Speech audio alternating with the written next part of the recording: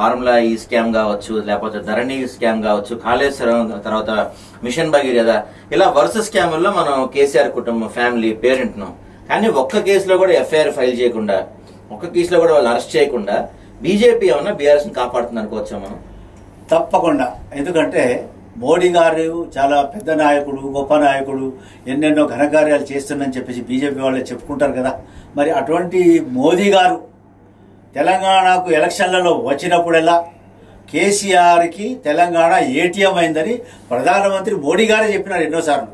కానీ వారి సిబిఐ ఎక్కడ పోయింది, వారి ఈడీ ఎక్కడ పోయింది, వారి యొక్క మరి ఇన్కమ్ ట్యాక్స్ ఎక్కడ పోయిందో మాకు తెలియదు.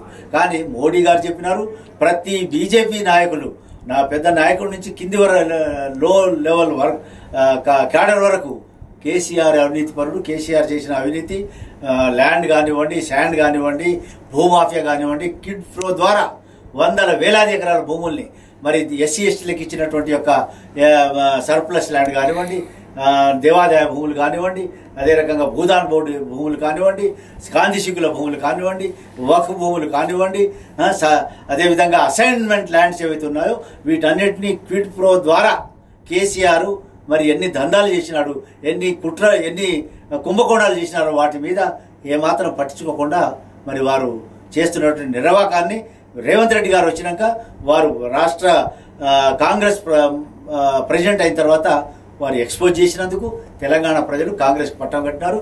ఇప్పుడు తెలంగాణలో ఉన్నటువంటి కాంగ్రెస్ ప్రభుత్వం తప్పకుండా చర్యలు తీసుకునే ప్రయత్నంలో ఉంది. కానీ దురదృష్టం ఏంటంటే అక్కడ మోడీ గారేమో ఏటీఎం అంటాడు, కానీ ఇప్పుడేమో KCR and KCR family become Paytm to Modiji and Bharatiya Janata Party. కాబట్టి వాళ్ళు కాపాడుతున్నారు. కానీ రాష్ట్ర ప్రభుత్వం చర్యలు తీసుకుంటున్నారు. చర్యలకు ఉపక్రమించి గవర్నర్ గారికి పర్మిషన్ అడిగితే పర్మిషన్ ఇవ్వడం లేదు. ఏంటిది? ఇది కుట్ర కాదా?